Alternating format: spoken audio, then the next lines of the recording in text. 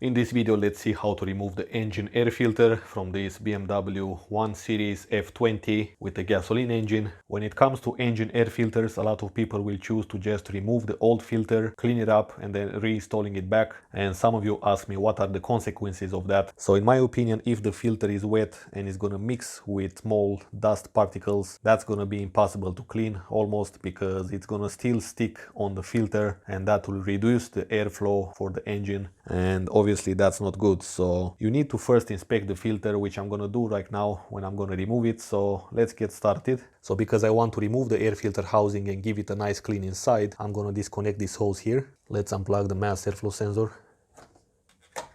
Let's remove this hood release cable. And if you look from the passenger side, you're gonna find 4 metal clips. Just release them. And we can lift this cover.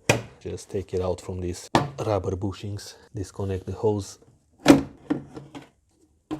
And we can take out the filter. So as you can see, this filter was replaced recently. However, you can see the air filter housing was not cleaned, and we've got here this very fine dust particles which will always go on the air filter, and once you get some humidity in there, it will deposit on the air filter and create that basically cement together with this fabric from the filter. You can inspect that by just, for example, unfolding these layers, and you should not see anything black in there. Obviously, if you find, for example, leaves and stuff like that, then that can be easily removed. Also, some of you guys ask me what's the purpose of this glue here, which basically keeps these layers separate from each other. Well, in the moment when the engine needs air the most, it's gonna suck in the air, and that sucking force will basically make the layers to go like they will close each other, and therefore the surface through which the air can be filtered will be drastically reduced. So that's why you've got these spacers here, so the air can flow in between these layers. So with that being said, let's go ahead and clean this air filter housing, because it was not cleaned by the person who replaced this filter.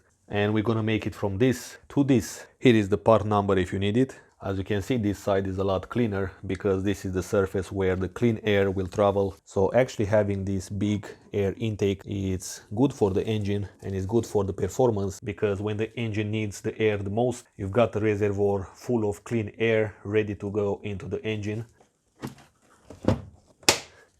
Okay guys, that was it about the engine air filter on this BMW 1 Series. See you in the next video and have a nice day.